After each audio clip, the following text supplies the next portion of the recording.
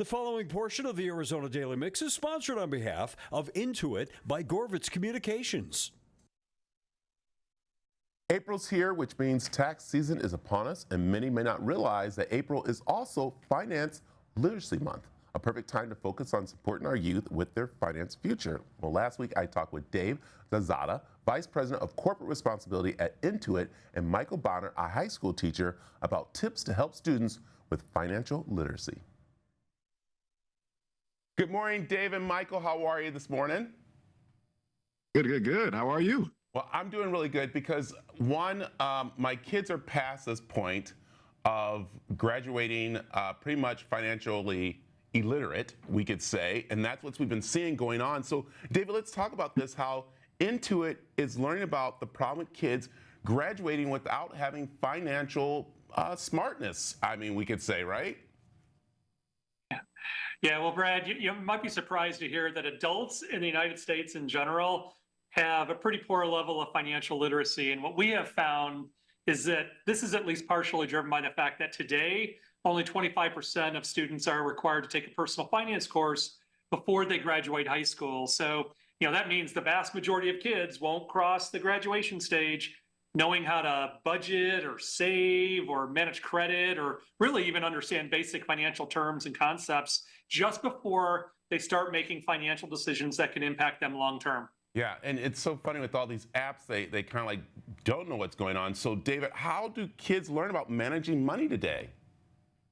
Yeah, what we've heard from kids and from parents and from teachers is that they're typically not learning from their parents. Many expect that they're just learning this at home, but either because parents don't feel comfortable for personal reasons or maybe systemic reasons, talking about it, that could be a reason. The other reason is, we find is that parents just assume that they're learning it in school, and really kids want that as well. In fact, in a recent survey conducted by Intuit, we learned that 85% of high school students want financial education while they're in school.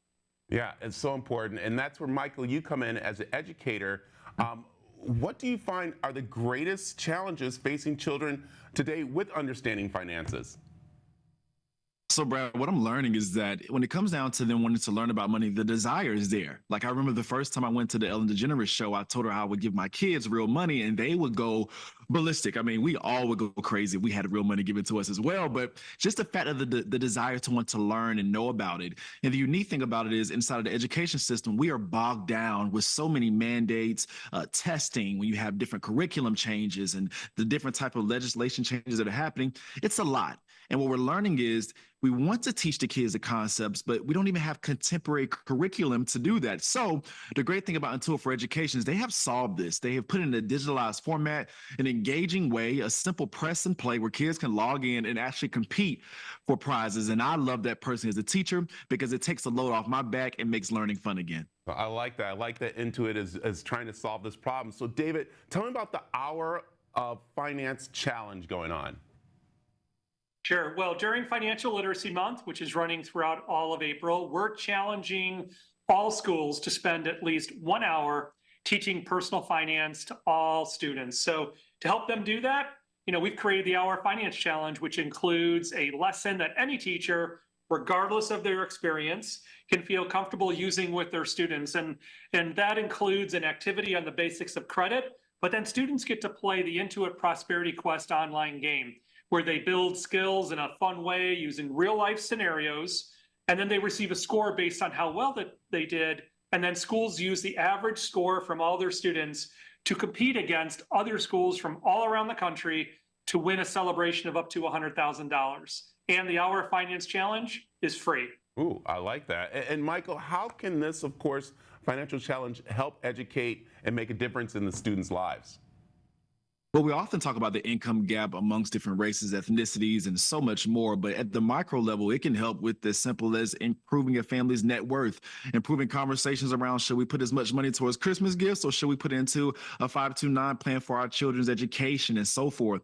And it can also help at the macro level. I mean, when we look at it, we know that student loan debt is an issue in the United States of America. So now when they can understand what they're signing up for with interest rates, with loan and debt, they can make better formed decisions on where they should actually go to college or attend college. So if you ask me, it's a win-win for everybody, us being financially aware of how this capitalistic society operates. I like this. This is so important, especially for our kids to learn the finance literacy problem and to get things through. So David, where can we find more information about, of course, the challenge and Intuit and everything they offer?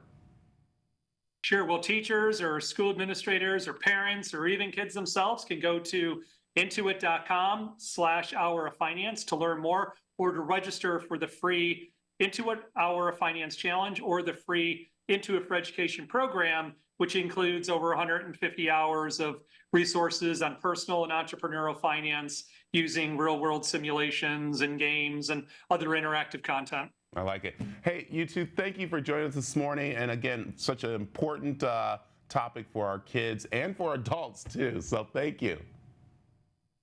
Thanks, Brad. Thank you. The preceding portion of the Arizona Daily Mix was sponsored on behalf of Intuit by Gorvitz Communications.